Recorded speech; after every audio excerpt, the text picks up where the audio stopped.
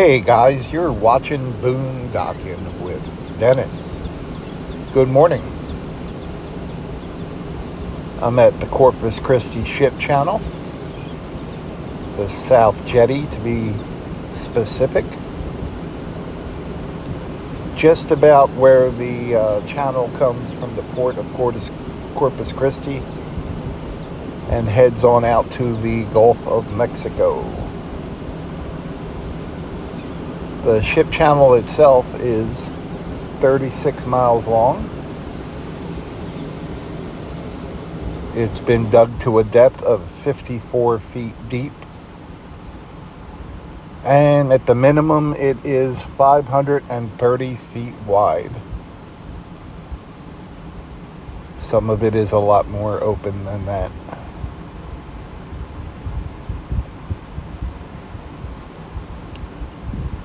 We got a gorgeous day. No dolphins. Disappointing. This ship is the Front Cosmos. And it is a crude oil tanker. 276 meters by 48 meters. And for my friend, a surfer, no smoking on deck. I got a buddy who smokes that doesn't like that no smoking sign.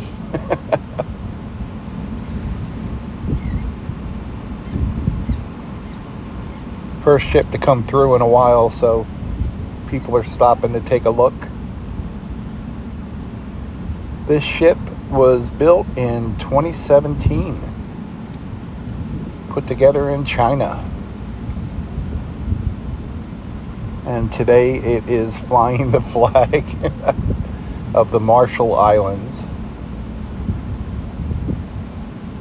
If you want to know why I say flying the flag, Google flags of convenience. Ships will choose what flag they want to fly, and a lot of it is based on pricing and taxes and things like that.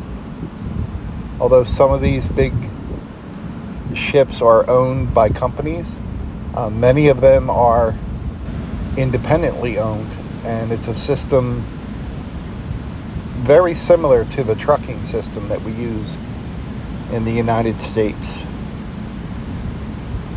Hard to believe something that massive would be independently owned.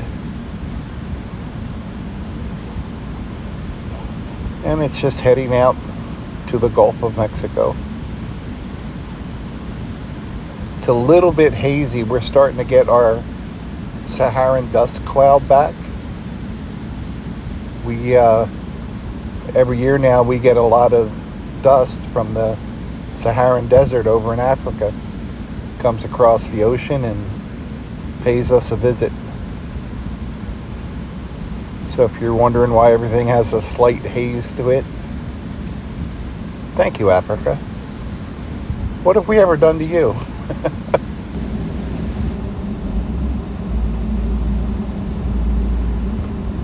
Let's go for a drive, kids.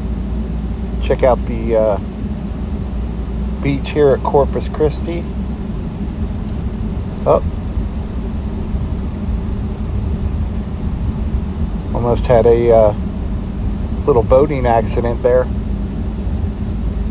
There's the sand dunes, which are really just awesome. There's a whole ecosystem up in those sand dunes with deer and coyote and every other appropriate animal. There's a little mammal that I see running around, and it doesn't have a tail, and I've heard them called ground squirrels. They almost look like small prairie dogs. I don't know exactly what they are, and I have got them on film before, but it's been a while. But I've seen chipmunks come out of there and everything else, and I'm sure there's mice and rats up in there. Everything a mammal like the coyote would want to eat. This is Cotter Avenue. If we stay on it, it will take us straight to the ferry. They have moved the entrance, so you have to make a turn up at the light, but it's a pretty simple system. I guess I could adjust that so my windshield wiper isn't going to show the whole video, but I'm always afraid to touch it once it starts recording. While I'm thinking about it, I wanted to thank our friends at Tubular Cat TV, and there's a link to that channel in the description of this video. They sent me some very nice gift, a huge can of peanuts, Planters peanuts, which I put some in a bag, and I shared the rest with a buddy of mine. So thank you very much. You can't go wrong with peanuts, right? And we're just going to ignore that construction and not say anything about it, even though they're ruining the environment, and we're going to focus. Okay, and also sent me this device that helps you put on socks. I've got congestive heart failure, and I'm having trouble. My legs are retaining water, and I went from being 62 to 104 real quick. But it's this device. It looks like it might work. It's kind of like a half of a plastic shell, and it's got two ropes on each side, and you put your sock on it, and then kind of slip it over. So I'm going to give that a try. So Tubular Cat TV, thank you very much. I appreciate you guys. Yeah, I watch a few cat channels. I watch dog channels. I watch cat channels.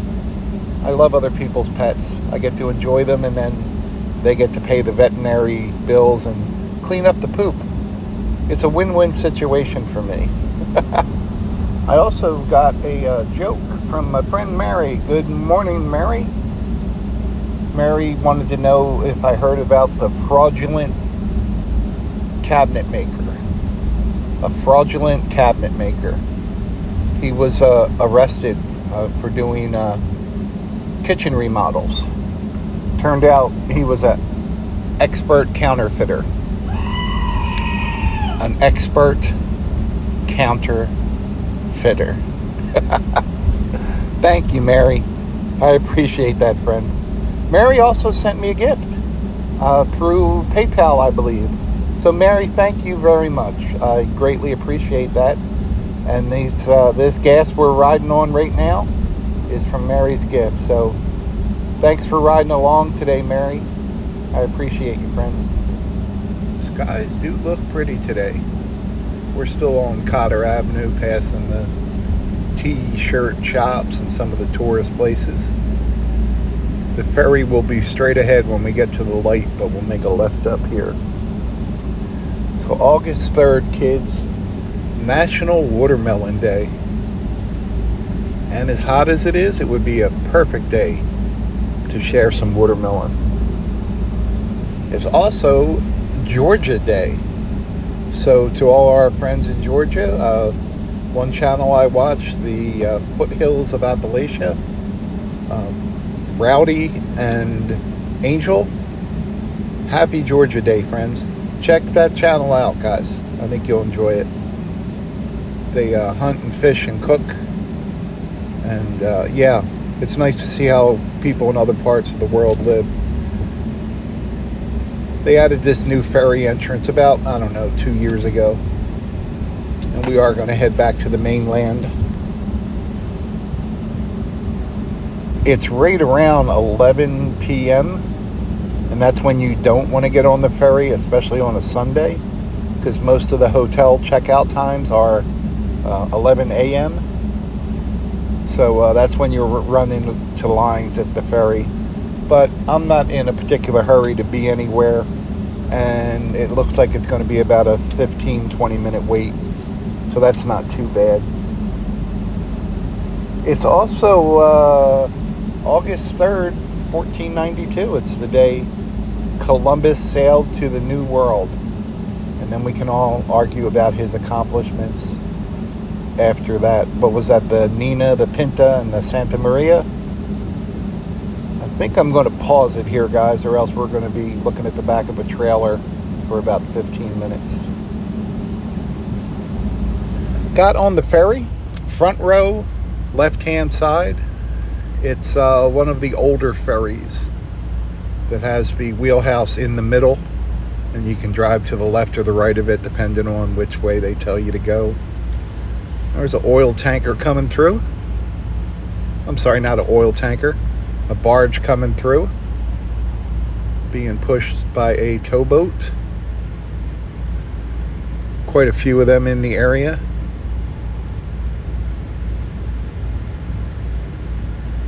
And they have the right of way. We've gotten some pretty clouds lately. And like I said, in a few days, the Saharan dust is going to be even worse.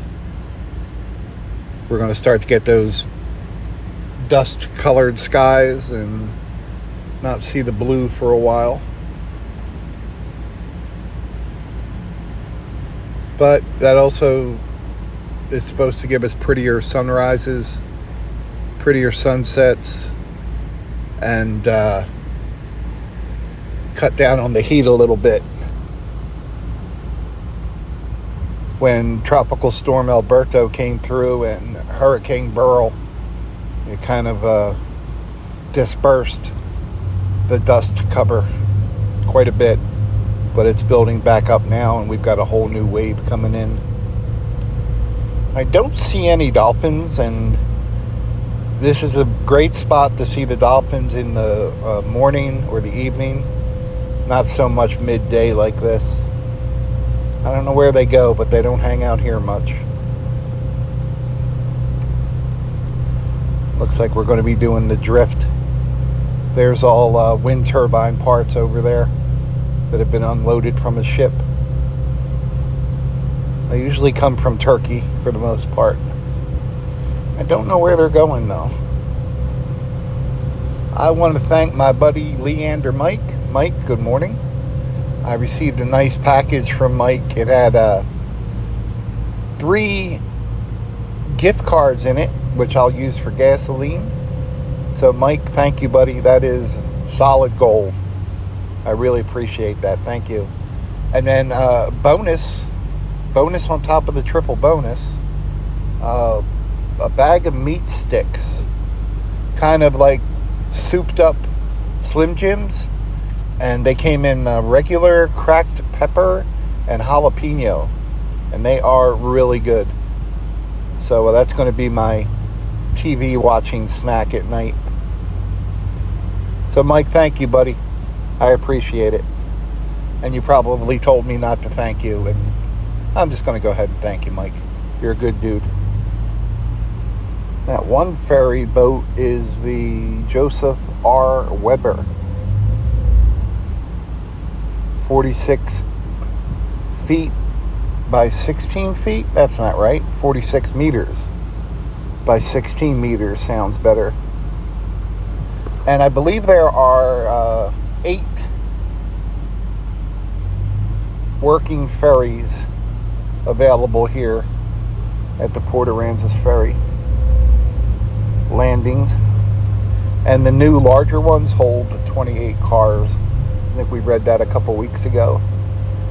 And we're just pulling into the dock here right now. Not much of a line coming, so that's good. Good time to come.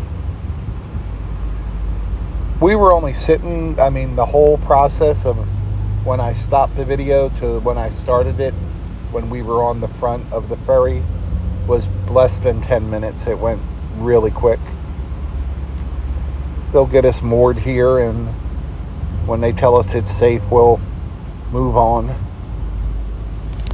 While I'm sitting here, guys, I also received a package, and it has ACS 200 silver, like liquid silver spray, extra strength advanced formula.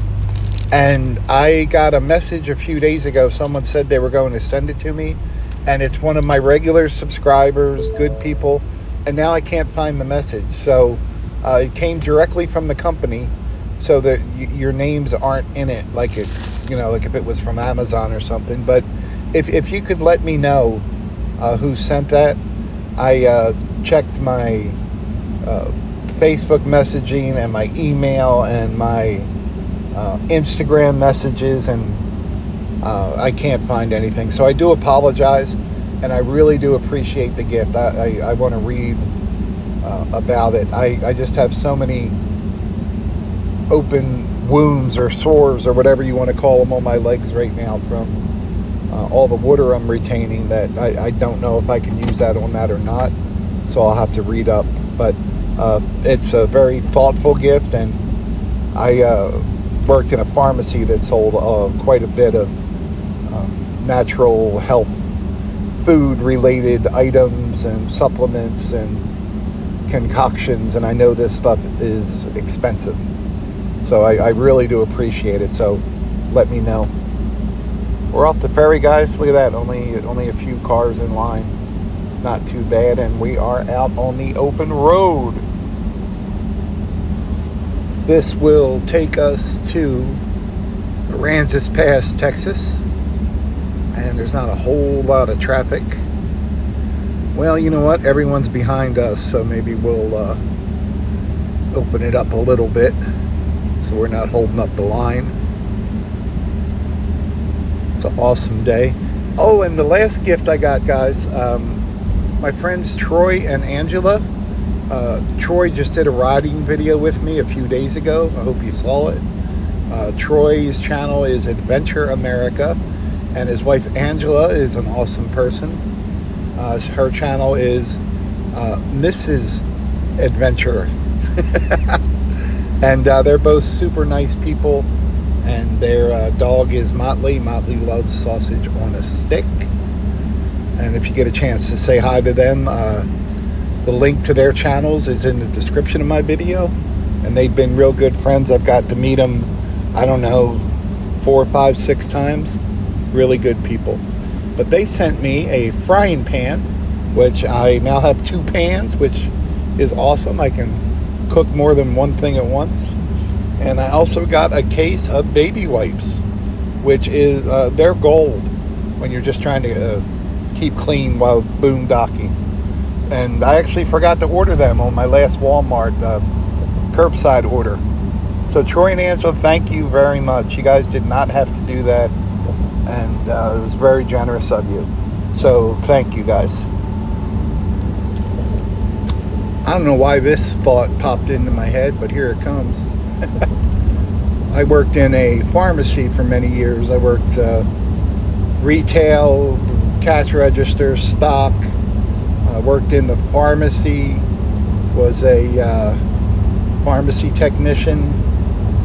I just did everything. When that branched out into medical, I got into that, and I worked delivering medical equipment, working in the billing office, and then working in the home infusion department. But when I was younger, my boss was a very successful millionaire who I think kept the pharmacy just for something to do.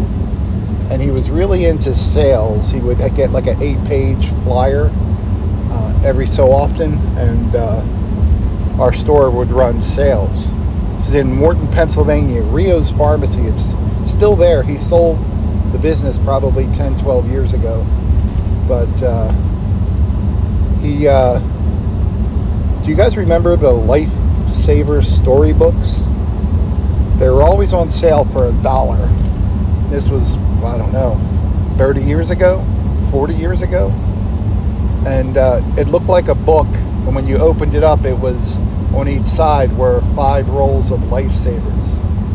And they were, the mixed flavors, the tropical, the wintergreen, the spearmint, all the different Lifesavers. Do they still even make Lifesavers anymore? And they were called Lifesavers because it was a little round candy with a hole in the middle. Sometimes there wouldn't even be a hole in the middle, but you could tell a hole should be there. And they were called Lifesavers. And I don't know why of all the sale items we could have had, that Lifesavers came into my mind. But you know why? Because I saw a Lifesaver sign on the ferry boat. That's what triggered that memory. There you go. There you go, Dennis. You just saved yourself $180 and a visit to a psychiatrist. Did you guys hear about the guy who invented lifesavers? Yeah, he made a mint. He made a mint. He did very well. That was a long road to travel for some lifesavers. We'll be coming up to the little downtown part of Aransas Pass, Texas in a little bit. We technically, yeah, words are hard, got into Aransas Pass right when we came by the flags there, once we got off the ferry. Both sides of the ferry are actually Port Aransas. There's the ferry wait sign. If you're coming the opposite direction, that large sign on the left there tells you how long it is to the ferry. You can look those up online too. Just Google Port Aransas ferry times, and it will tell you what the wait is coming and going. And you want to make sure you choose the right one.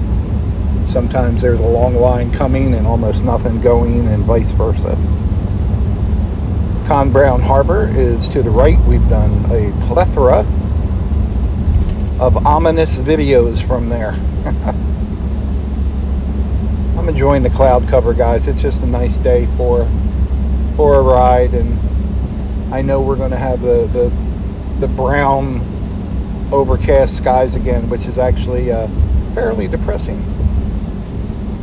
Aransas Pass has really grown as far as the amount of businesses. There's kind of this area right here, and then there's another business section on the top part of Aransas Pass where Highway 35 goes by, where there's a Lowe's and a Starbucks and a Walmart, a McDonald's, and then there's this area trying to get the tourist traffic, H-E-B, Popeyes, and some older privately owned restaurants and some older hotels and brand new hotels from the last few years. There's a railroad that gets used about once a month from what I can tell. Gas prices have been going between roughly $2.90 a gallon to $3.15 a gallon. It'll do that overnight and then come down pennies over a course of the week, and then shoot back up again. We're going to make a right. We've been on 361. We're going to make a right on Business 35. If we have gone straight here, it would have taken us up to right by where that veteran is on the corner that we bought tacos for a few times, just to kind of tie it all in for you. And we're going to take Business 35 back down into near Rockport. Probably won't go all the way into town in Rockport, but we'll see. If we get behind a truckload of Swedish women in bikinis, I think we're going to follow that for a while. It might not happen, but would be a nice way to end the video. They have a Ford dealership that I drive by a few times a week, and I always forget about. I bought my truck in Corpus, and when it was under warranty, I would take it there, and I really should have took it here because the Corpus Christi is not known for their maintenance department. There were some good people there, but when you would call up for an appointment, they would act like you were bothering them, you know.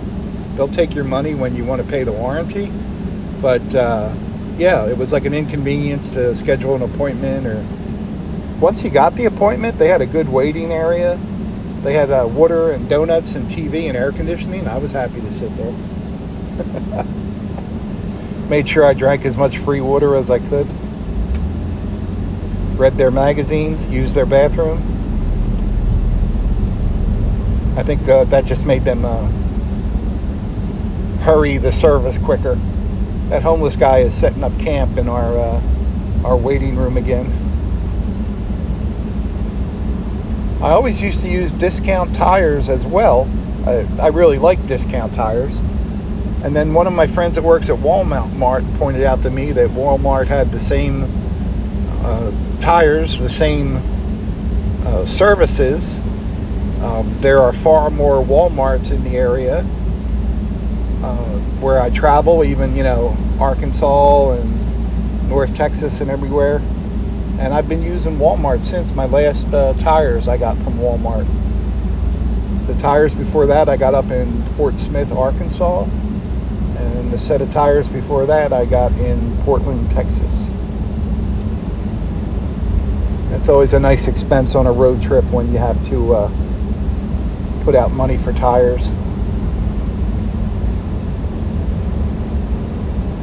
But I stayed at Walmart so many times, I figure I could at least give them my business. I think it's been about 4 months since I slept at a Walmart parking lot. And I've gotten real lucky that my friend Mark lets me park in his driveway, and my buddy Pat lets me use his property in Fulton, Texas, when he's not using it or renting it out.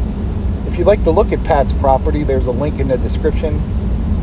His video channel is really good. It says Pat's Travels, and right under that, I think it's right under there, but it's Pirate RV Park or something, and it's just a big empty lot with hookups, with water and electric hookups. It's got a big tree in the back, a real quiet residential neighborhood, and within walking distance to the Fulton, the bars and the restaurants. Real good spot. Thank you, Pat. What are we doing here, guys? Returning. Okay. We were saving on blinker fluid.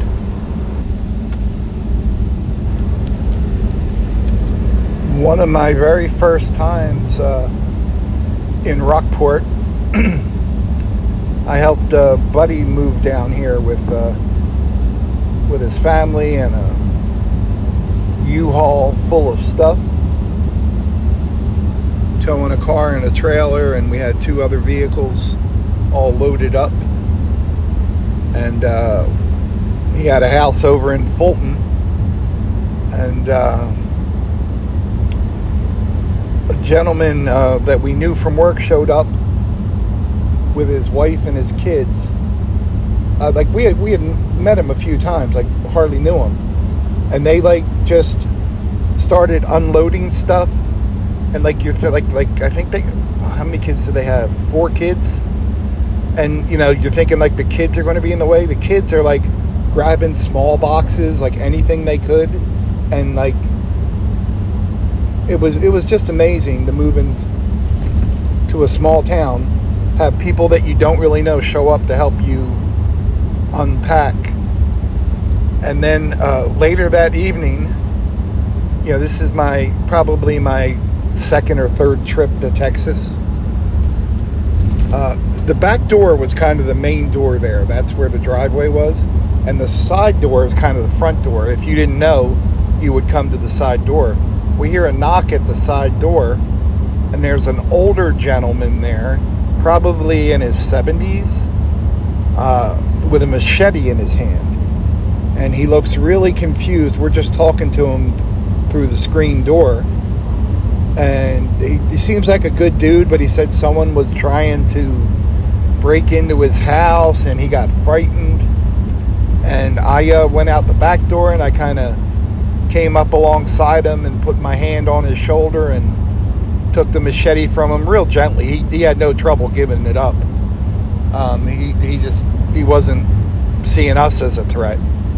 And walked him back to his house, and we found his son's phone number, and the police showed up before the son did, and I think someone had reported a man walking down the street with a machete. I know nowadays you can walk down the street open carry with an assault rifle, but apparently walking down the street with a machete is a cause for concern. But the police showed up, and this gentleman's house, he was kind of across the street from us and diagonal. And I mean, the house wasn't dirty or anything, but he literally had ammo everywhere, boxes and boxes. And I'm not a gun expert, but all different kinds of ammo, which in my mind would be for for the most part, all different types of guns. I'm like, well, welcome to Texas. You know, you got a house full of ammo, and you get greeted with a machete. A real nice guy, and we never figured out if someone was trying to break into his house or not. And the officer that showed up and myself were kind of making eye contact, like, do you see all this ammo? Yeah, we see all this ammo. Okay.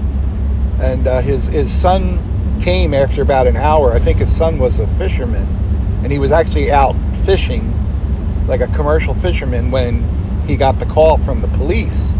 So that's why his dad couldn't get a hold of him. And the son was a grown man, 35, 40 years old. And the cop kind of took him aside, and I overheard him saying, you know, what's with all the ammo?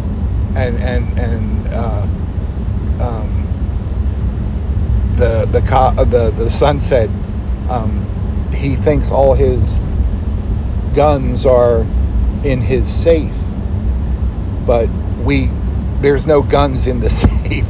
But every time he goes to the store, he buys ammo. He wants to have ammo, and he thinks if he needs the guns, that, you know, he just needs to open the safe. And it was pretty clear that the dad didn't remember the safe combination, like a gun cabinet, not a safe, but a gun safe. Is that what they're called?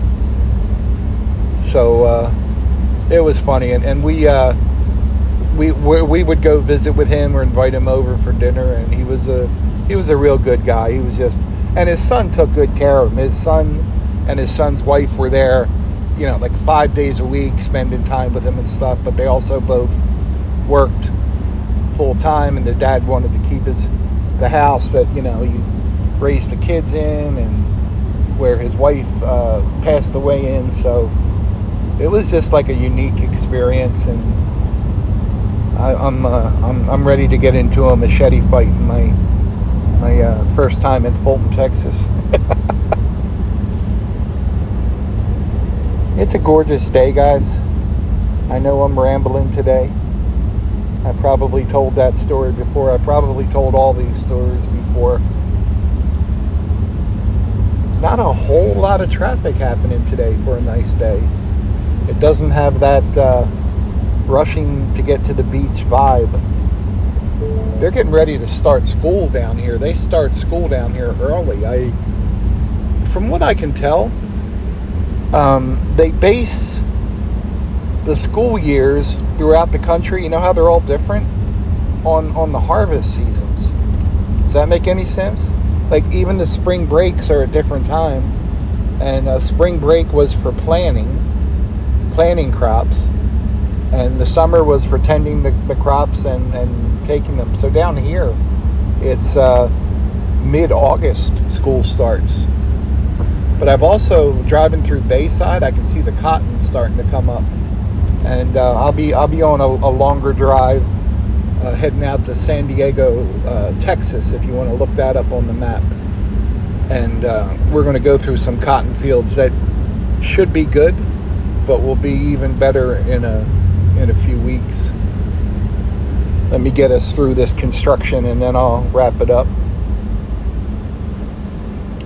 I'm always very careful coming through here because it's a little bit confusing if you're coming at us, and I don't want someone to think they're in a 2-lane road.